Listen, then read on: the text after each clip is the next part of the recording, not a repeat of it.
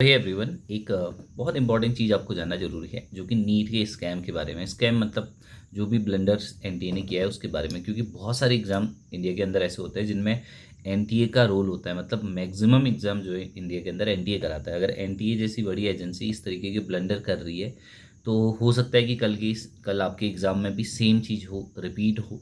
तो उसके लिए आपको थोड़ा सा ये चीज़ जानना बहुत ज़रूरी है। तो हुआ क्या कि जो नीट का एग्ज़ाम है, उसके बाद जब नीट का रिजल्ट आया तो क्या प्रॉब्लम हुई। नीट का रिजल्ट आना था, ठीक है, 10 दिन बाद, यानी कि 14 को आना था, जबकि नीट का रिजल्ट 10 दिन पहले ही रिलीज कर दिया गया। सबसे पहली बात, एनटीए ने ऐसा क्यों किया? क्योंकि हम तो देखते हैं इंडिया के अंदर जितने भी एग्जाम होते हैं उनका टाइम पे तो रिजल्ट आता नहीं है। रिजल्ट जो आता है वो जो टाइम लिमिट दी है उसके बाद आता है ना। मतलब जो मिस्टेक हम करती है, जो प्रॉब्लम होती है, तो इस बार एनटीए इतनी ज़्यादा मतलब चालाक कैसे हो गई है, इतनी ज़्यादा उसके अंदर एफिशिएंसी कैसे आ गई कि उसने अपना रिजल्ट जो है 10 दिन पहले ही रिलीज कर दिया। पहला पॉइंट। दूसरा पॉइंट ये है कि एनटीए की ने जो स्कोर, नीट एग्ज़ाम एक बहुत बड़ा एग्ज़ाम है, लगभग 23-24 लाख बच्चे एग्ज़ाम देते हैं और 23-24 लाख बच्चे का भविष्य जो है इस एग्ज़ाम के ऊपर डिपेंड करता है। तो एक तो इस क्वेश्चन पेपर पैटर्न पे बात करते हैं कि इतना क्वेश्चन पेपर आज तक हमने नहीं देखा कि सीएसआरआई नेट या गेट के एग्ज़ाम में, या ठीक है जेस्ट के एग्ज़ाम में, या ठीक है आईएएस के एग्ज़ाम में, है ना, या पीसीएस के एग्ज़ाम्स में, एसएससी के एग्ज़ाम में, मतलब इतने सारे बच्चों के पूरे मार्क्स आ जा रहे हैं 720 आउट ऑफ 720। तो इतना मतलब इजी लेवल का पेपर कैसा हो सकता है कि हर मतलब लगभग 67 बच्चे जो है उनके 720 मार्क्स आए हैं। अब 720 जिन बच्चों के मार्क्स आए हैं, देखो कैसे प्रेफरेंस आप उनको देखो, है ना, क्योंकि उनके तो सारे मार्क्स आए हैं। ऐसा तो है नहीं कि 360 का जो बायो वाला सेक्शन होता है वो होता है, फिर फिजिक्स होता है, फिर केमिस्ट्री होता है। अगर एक बच्चे के 720 आउट ऑफ 720 आ रहे हैं तो आप किस तरीके से उनका प्रेफरेंस ऑर्डर सेट करोगे? मेन प्रॉब्लम तो ये है, क्योंकि भाई 360 की बायो है तो इसका मतलब उसके 360 मार्क्स आए हैं बायो में, फिर केमिस्ट्री में आए हैं, और ऐसे ही उसके जो 180 केमिस्ट्री में आए हैं, 180 बायो में आए हैं। तो जो हमारी प्रॉब्लम होती है ना, चलो वो तो हमने सॉर्ट आउट कर ली कि कुछ भी उसमें फॉर्म पहले भरा था, या ठीक है उसकी एज के क्राइटेरिया के हिसाब से हमने उनको रैंक दे दी। पर फिर भी ऐसा नहीं है ना कि आप इन क्राइटेरिया के हिसाब से बच्चों को रैंक दे दो। भाई एक बच्चे की रैंक 1 है और एक की जिसकी 67 है, उन दोनों की हो सकता है कि जिसकी 67 रैंक आई हो वो मोर इंटेलिजेंट हो, मोर ब्रिलियंट हो, जिसकी रैंक 1 आई है उससे, है ना, देर इज अ पॉसिबिलिटी। तो ये तो एक ब्लंडर तो सबसे बड़ा ये है कि 67 बच्चे एक रैंक लेके आ रहे हैं और 720 नंबर लेके आ रहे हैं।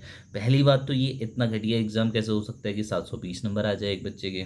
ठीक है, दूसरी बात, अब बच्चों के 718 और 19 नंबर कैसे आ सकते हैं? जो एक क्वेश्चन होता है वो 4 मार्क्स का होता है। मान लीजिए किसी बच्चे के 718 आते हैं, तो 716 हम मानते हैं कि उसने एक क्वेश्चन गलत किया, तो 716 मार्क्स हुए उसके। अब एक क्वेश्चन गलत है तो एक मार्क्स नेगेटिव होकर 715 आने चाहिए थे, या 700, है ना, उससे कम आने चाहिए थे, इस मल्टीपल में आना चाहिए। तो 718 किस किस बेसिस पे आ सकते हैं नंबर 718? तो 719 का मतलब उसका कोई भी क्वेश्चन गलत नहीं है, कोई भी क्वेश्चन गलत नहीं है, तो 720 आने चाहिए थे, जबकि आए हैं 718, 719। तो एनटीए इसके जवाब में कहते हैं कि भैया हमने ग्रेस मार्क दिया है तो ग्रेस मार्क सबको मिलना चाहिए था, 720 वाले को भी मिलना चाहिए था ग्रेस मार्क्स, और 715 वाले को भी मिलना चाहिए था, 710 वाले को भी मिलना चाहिए था। तो ग्रेस मार्क्स आप नहीं दे सकते ऐसे एग्जाम में, क्योंकि ये ऑफलाइन एग्जाम है। ठीक है, हाँ, इतने बड़ी लेवल पे कराया गया, ग्रेस मार्क्स का तो कोई प्रावधान है ही नहीं। आप उस स्कूल में तो पढ़ नहीं रहे हो, कक्षा 9th का हमारा पेपर है नहीं कि हम कक्षा 9th के पेपर में ग्रेस मार्क्स देते हैं कि बच्चा पास हो जाएगा। सीबीएसई की बोर्ड का एग्ज़ाम है नहीं कि ग्रेस मार्क्स मिलके पास हो रहे हो आप। तो कॉम्पिटिटिव एग्ज़ाम है, तो ग्रेस मार्क्स, और ग्रेस मार्क्स का बेस क्या है कि टाइम, कि कुछ बच्चों को टाइम कम मिला है ना, कुछ टेक्निकल इश्यूज़ की वजह से, तो हमने उनको ग्रेस मार्क्स दे दिया। तो ये कौन डिसाइड करेगा कि ये सही है गलत है? तो ये बहुत बड़ा स्कैम है नीट में। अगली बात, अब जो टॉपर है उनके जिनके 720 से 720 नंबर आए, उसमें से 8 बच्चे ऐसे हैं जिनका सीरियल नंबर मतलब मैच कर रहा है, एक के बाद एक के बाद एक के बाद, और हो सकता है कि वो सारे बच्चे वो हरियाणा स्टेट के हैं और एक ही एग्ज़ाम सेंटर से हो। तो इसका मतलब आप ये कैसे डिसाइड करोगे कि वहाँ पे चीटिंग नहीं हुई थी? भाई एक ही एग्जाम सेंटर से 8 बच्चे अगर 720 नंबर लेके आ रहे हैं तो 100% आप लिख के लीजिए कि वहाँ पे चीटिंग हुई थी। ऐसा तो हो ही नहीं सकता कि पूरे ऑल ओवर इंडिया जो पेपर हो रहा है, एक ही मतलब सेंटर से 8 बच्चे रैंक 1 लेके आ जा रहे हैं, मतलब 720 आउट ऑफ 720 ला रहे हैं, तो 100% वहाँ पे चीटिंग हुई है। ठीक है, एक स्टेट से भी ऐसा पॉसिबल नहीं है ना, क्योंकि पूरे इंडिया के अंदर एक स्टेट से 8 बच्चे 10 बच्चे एक रैंक ला रहे हैं, तो इट्स नॉट वेरी डिफ़िकल्ट, मतलब ये इसकी प्रोबेबिलिटी ही बहुत कम है अपने अंदर में, है ना।